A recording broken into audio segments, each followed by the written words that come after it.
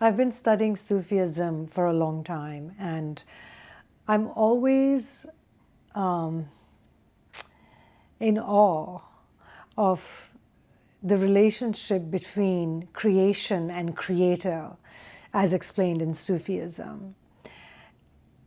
For creation to feel the divine, to connect to the divine, to have the divine in their daily life is a relationship of love, and not just love, but profound love. A Sufi's journey starts from the heart, and through the heart, which is also known as the temple of God for a Sufi follower. The heart is the path, it's the way towards the divine. And the only way towards the divine is through the heart. And in Sufism, as you may have read in Rumi's poetry, God or the divine is often referred to as the beloved. There is a striving of the Sufi to dedicate their devotion with complete passion and walk the path with complete abandonment and a profound willingness to dissolve into God, or the idea of God. And what does God mean in Sufism? God is love and love is God. It's really interchangeable. And what I find remarkable about Sufis is that they truly gaze at the world with the eyes of love, and they see an avatar of God in everything that they gaze upon.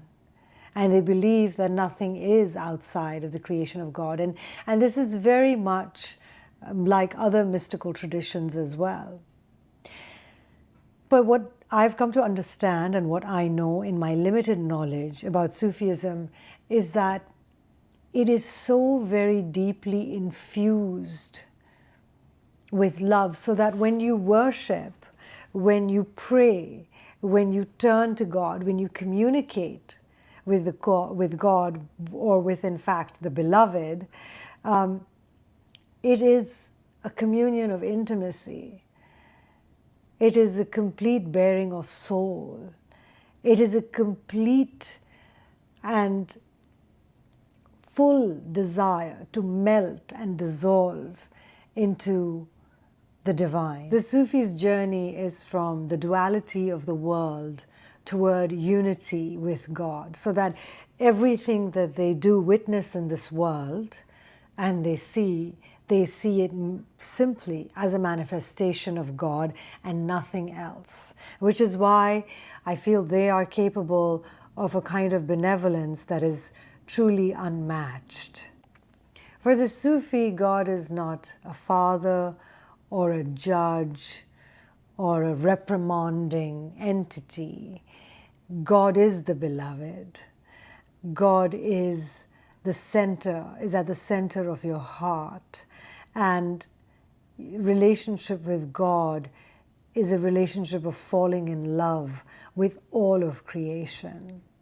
Sufis know that, they make a distinction between ishq, what they call ishq majazi and ishq hakiki. So ishq majazi means love of other beings, and ishq hakiki means love of God, love of the divine, love of the unchangeable, love of the unseen, love of the omnipresent.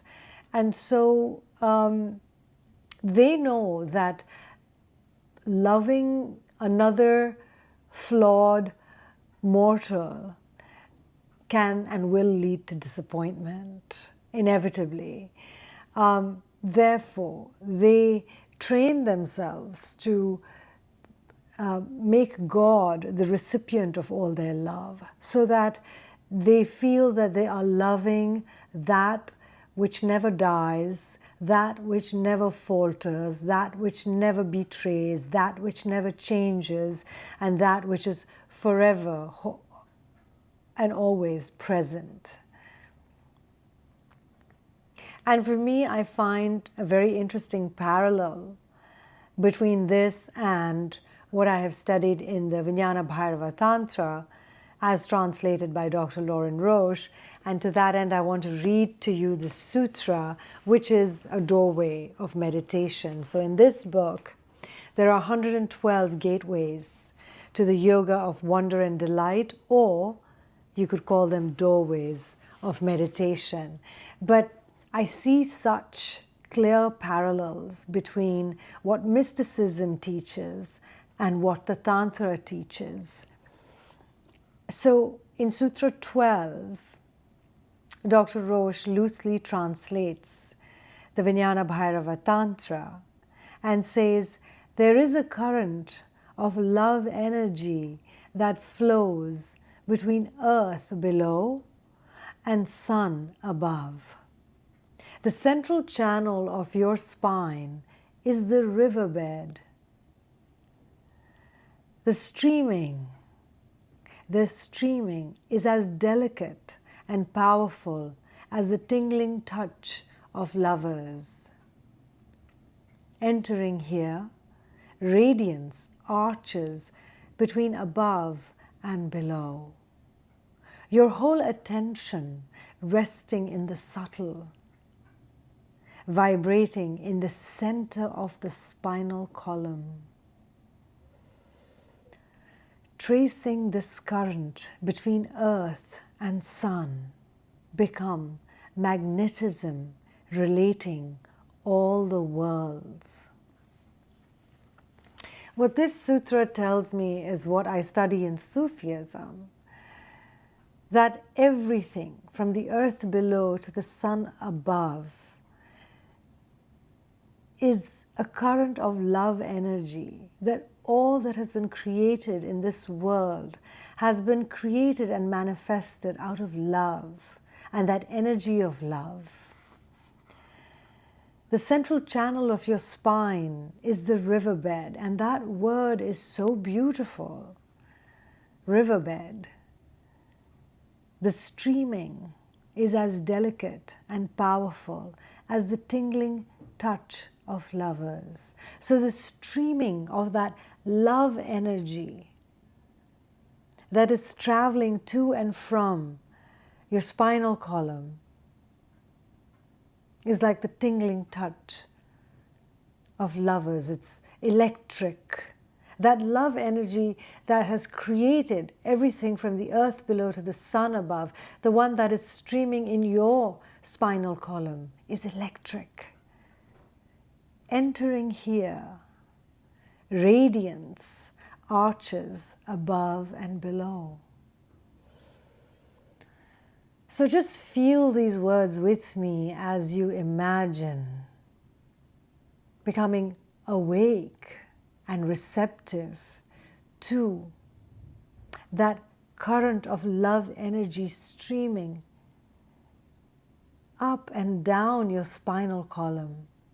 Entering here, radiance arches above and below. This kind of makes me think of yoga, right? The way we arch the spine when we're rising up and standing in mountain or taking a back bend or going into downward facing dog and lengthening the spine. So feeling a riverbed of love energy streaming through your spinal column. Your whole attention resting in the subtle, because this electric energy is shimmering. It's flashing. It's so fast and it's so titillating that it's subtle, it can barely be grasped. Vibrating in the center of the spinal column, tracing the current between earth and sun. That which is happening in your spinal column is happening between the earth and the sun. Become magnetism, relating all the worlds. that same magnetic power that exists in the universe exists inside your body. And when you enter there, into that riverbed, you touch upon that subtle energy. Your attention rests upon that subtle energy. Become magnetism, relating all the worlds. So, be that magnetic force, that power that is within you, that power, that electricity that is generating from your crown of your head all the way to your tailbone, from the sky above to the earth below. When you enter that through your spinal column, you can touch upon all the magnetism that is relating to each other. So to me, this feels very, very Sufi, because it reminds me that everything between heaven and earth, inside, within my body, within yours, and around us, is shimmering with the delight of creation. There is a dance in every molecule of air that is rejoicing upon creation. The Sufis believe that the trees and the plants and the stones and the rocks and the mountains and the butterflies and the birds and the clouds, they are constantly singing the praise of the divine, and they are dancing with it. They are in constant ceremony of and bewilderment and joy and ecstasy of creation. And what this sutra is doing is it's inviting us to step into that love energy, that current that exists between heaven and earth, between the sun above and the earth below, just as it exists inside your spinal column, within your very being.